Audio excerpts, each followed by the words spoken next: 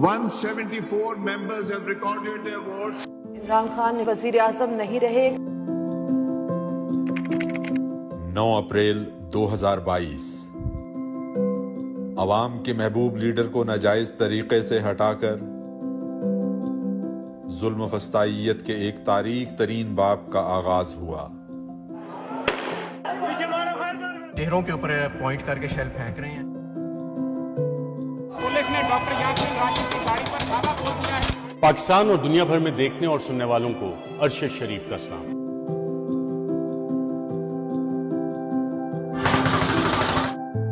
सांसद को गोली लग गई है।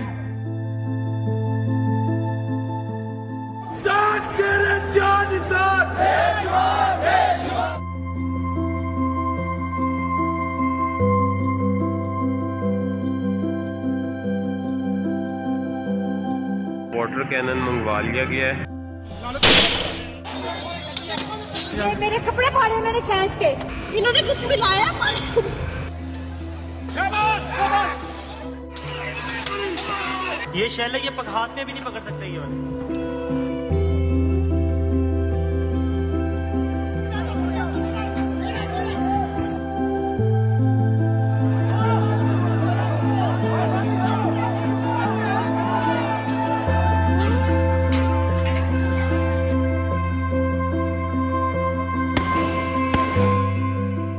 ये गुल्लू बर्ड फेर रहे हैं। हमारे पास कुछ भी नहीं है और वो फायरिंग करें।